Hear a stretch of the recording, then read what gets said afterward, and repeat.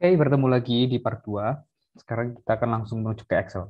Tapi sebelumnya di sini ini isinya saya kira semua ya.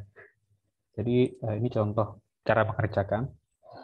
Di pertama diuji syaratnya, kemudian membuat hipotesis, lalu di sini memasukkan pakai Excel. Jadi akan keluar nilai seperti ini, kemudian tinggal di review aja nilai-nilainya yang penting ya. Yang perlu diingat atau yang perlu aku sampaikan di awal ya mungkin. Nilai yang diperlukan itu cuma ini sebenarnya. Oke, cuma tiga itu. F tadi sudah aku spill ya. F itu eh, F hitung atau F test namanya. Ini P value, yang ini F kritis, F treat ya. Oke.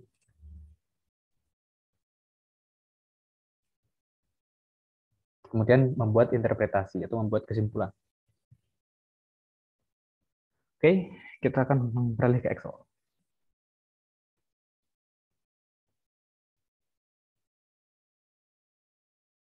Sebentar.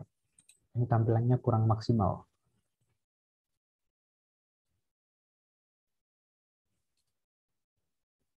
Oke, di sini ada tabel one way. Nah, ini adalah tabel uji kecelakaan ya dari tiga kategori mobil. Ada mobil kecil, mobil sedang, dan mobil besar. Di sini faktornya adalah ukuran mobil. Oke, ukuran mobil. Nah, di sini ada nilai-nilainya. Dari sampel pertama, misal sampel pertama, sampel 2 dan seterusnya. Sampel 2 dan seterusnya. Sampai ini 10 jumlahnya. Nah, ini untuk kasus kali ini jumlah sampelnya sama.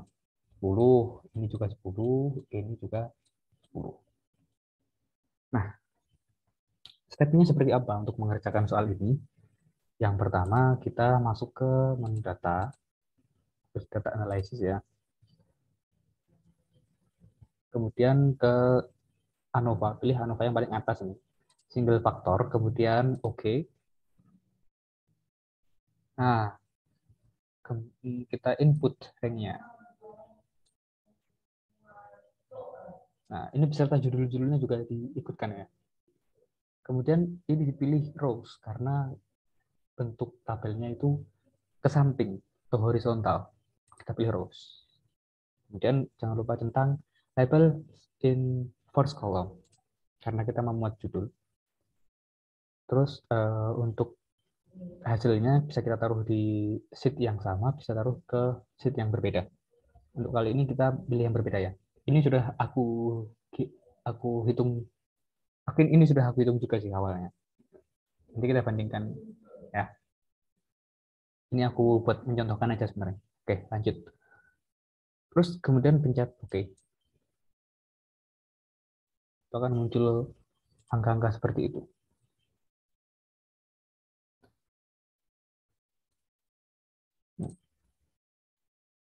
Kita cek 33541. 33541 sama ya. Oke. Jadi seperti itu caranya ya. Ini aku hapus saja, kita pakai yang sudah aku kasih warna. Nah, di sini kita langsung fokus ke ANOVA. Kita akan langsung fokus ke bagian ANOVA-nya. Nah, seperti yang sudah aku sebutkan tadi di PPT, kalau yang kita butuhkan itu sebenarnya cuma tiga ini, yaitu F, P value, dan F kritis. Ini mungkin bakalan banyak ya kalau soal-soal model ABCN gitu, langsung aja lihat P value-nya. Kita bandingkan dengan alfa. Dia akan ketemu, misal alfanya 0,5, berarti ini kan kurang dari alfa nih. Bisa langsung dipilih reject H0. Gitu ya. Itu kalau misalkan soal ABCN. Nah, tapi di sini aku mau menguraikannya ya. Yang pertama, F ini adalah F hitung, kemudian F kritis ini adalah F tabel, atau yang menjadi batas-batasnya itu, F kritis. Kemudian kita membuat hipotesis nih. H0-nya yaitu rata-rata 1 sama dengan rata-rata 2 sama dengan rata-rata 3. Ini maksudnya ya. Rata-ratanya small cars, medium car, sama large car ini sama. Itu hipotesis yang satu, yang H0. Yang satunya setidaknya ada satu rata-rata yang berbeda. Ya, itu H1. Kemudian ini aku uraikan lagi, MS ini apa gitu. MS itu mean square ya. Kemudian namanya mungkin di sini adalah variance between sample. Ini sih ada di sini sebenarnya juga sudah ada sih namanya. Cuman aku kasih keterangan lagi. Yang bawah ini variance within sample. Within. Ini juga bisa disebut dengan MS error ya. Nanti dipakai nih di bagian selanjutnya ya dijelasin. Ini namanya MS error. Oke.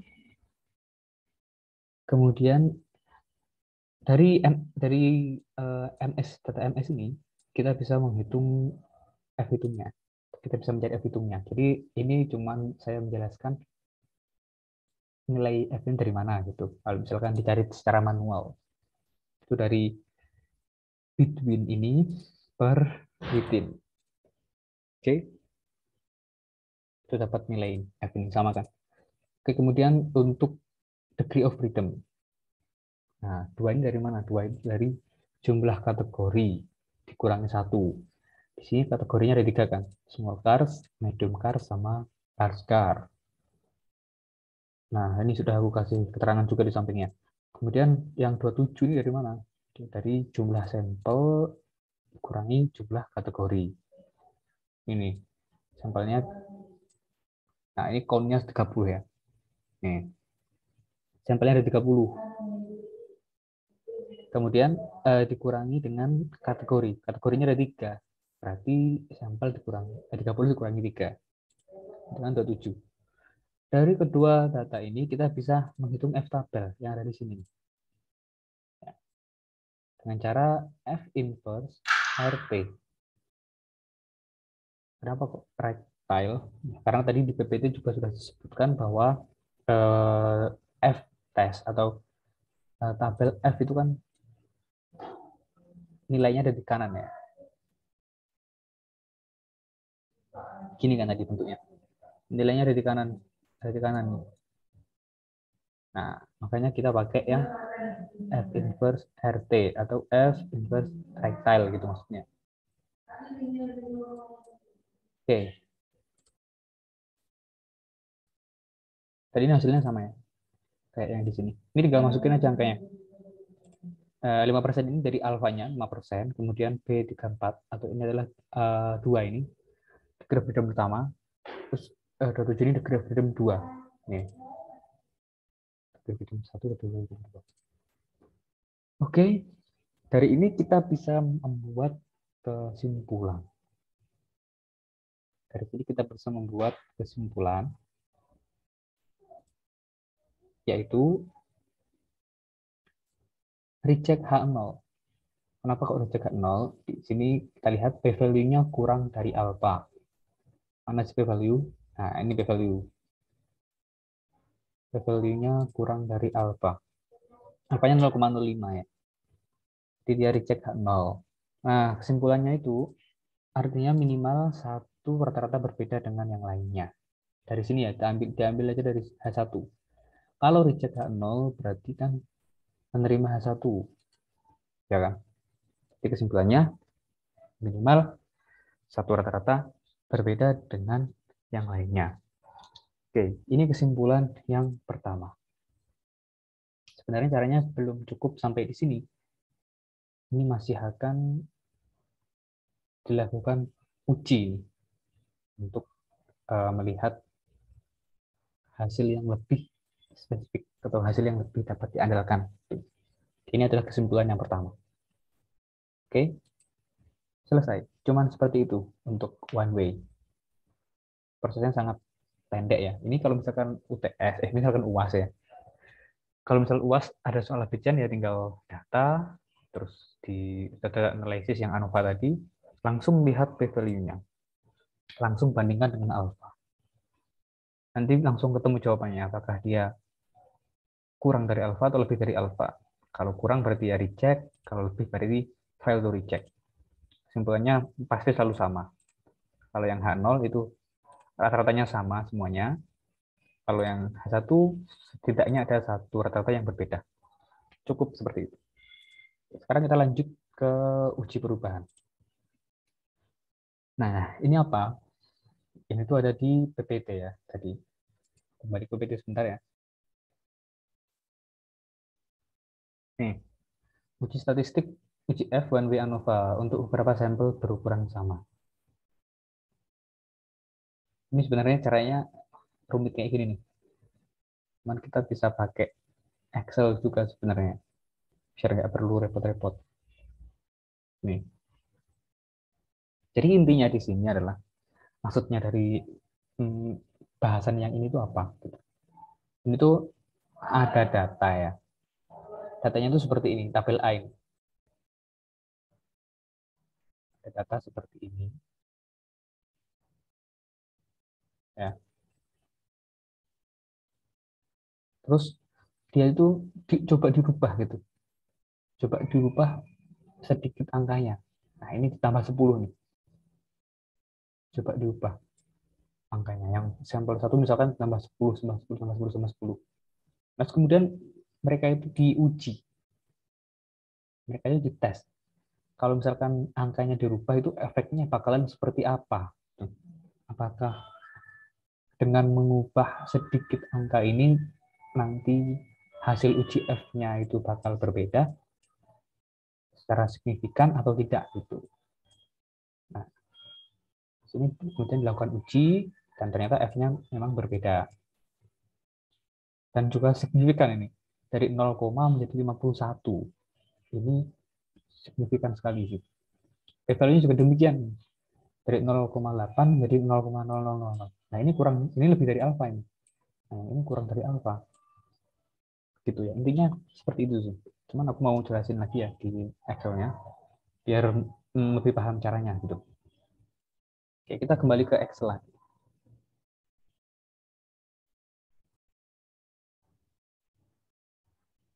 Nah, ini sama kayak yang di PPT ya datanya ya. Di sini untuk tabel A dan tabel B. Ini cara untuk mencarinya aja sih. Kalau manual ya, ini cara yang manual. Atau konvensional. Ntar ambil nafas.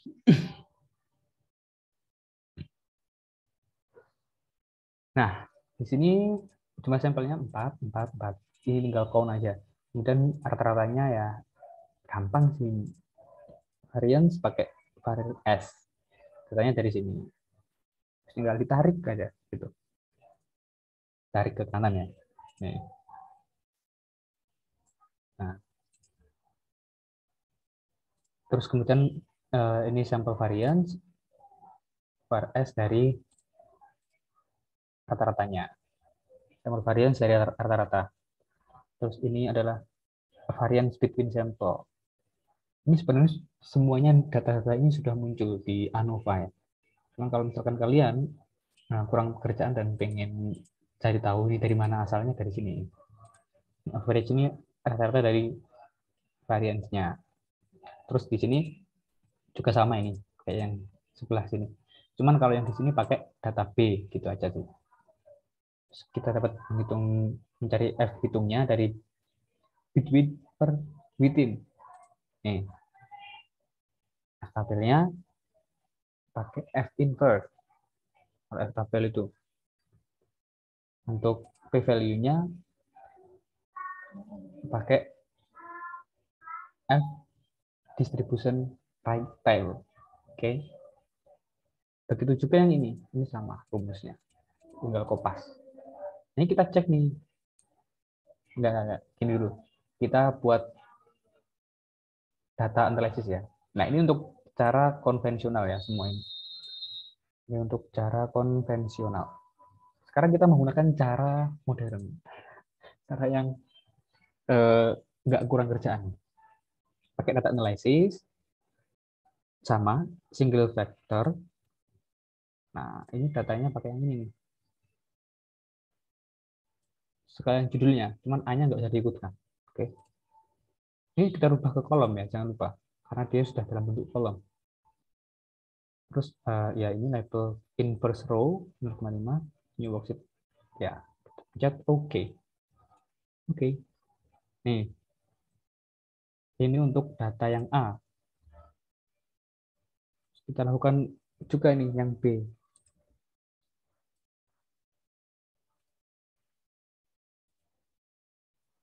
Nih, yang B kemudian outputnya kita taruh di sini. Kita taruh di sini ya. Oke. Apa yang salah?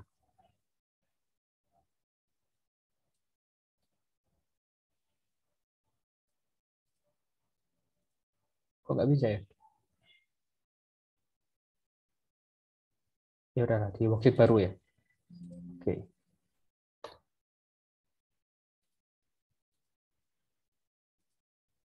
Nih. Ini hasil untuk yang A, ini hasil yang B. Nah, kita cek nih. Aku juga sudah buat sebenarnya. Nih, ini yang A ya. Ini A, ini yang B. Aku sekarang.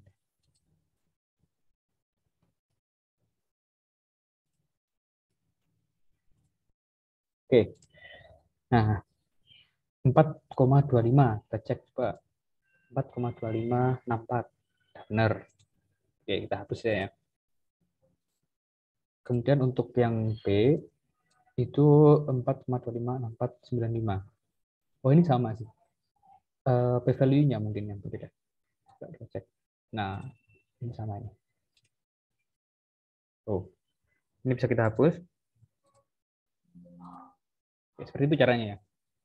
Kalau mau mengerjakan soal atau membandingkan nanti caranya seperti itu. Nah, ini nih hasil-hasilnya nih. Yang kita cari secara konvensional tadi. Yang ini. Itu sebenarnya sekali klik bisa langsung muncul kalau pakai ANOVA. Oke.